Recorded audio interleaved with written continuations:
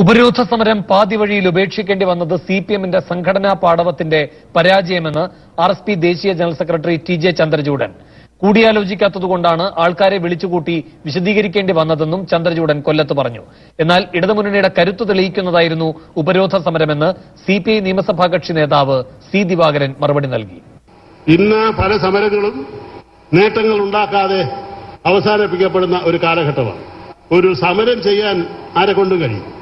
ആ സമരത്തിന്റെ പര്യവസാനം അവധാനത കൂടെ ആയിരുന്നുവെങ്കിൽ ഇന്നിപ്പോ ആ സമരം എന്തിനു നിർത്തി സ്വന്തക്കാരെയും ബന്ധുക്കളെയും ഒക്കെ വിളിച്ചുകൂട്ടി വിശദീകരിക്കേണ്ട അവസ്ഥയിലേക്ക് പോയി. അത് പാടില്ലായിരുന്നു. ഇത്രയും വലിയ ഒരു ക്ലൈമാക്സിൽ എത്തിയിട്ട് പൊടുന്നനെ അങ്ങ് നിർത്തിയാലോ?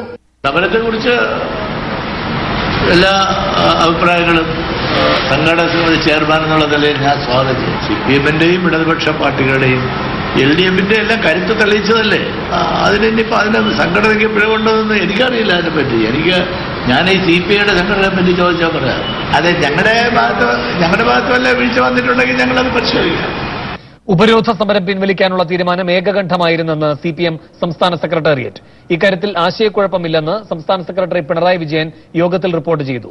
സമരം വിജയമായിരുന്നെന്ന് യോഗം വിലയിരുത്തി. സംഘടനാ ദൌർബല്യം പരിഹരിക്കാനുള്ള പ്രവർത്തനങ്ങളിൽ ആശാവഹമായ പുരോഗതി ഉണ്ടായി. തെറ്റുതിരുത്തൽ നിർദ്ദേശങ്ങളോട് പ്രവർത്തകർ അനുകൂലമായാണ് പ്രതികരിച്ചതെന്ന് യോഗം അഭിപ്രായപ്പെട്ടു. കേന്ദ്ര കമ്മിറ്റി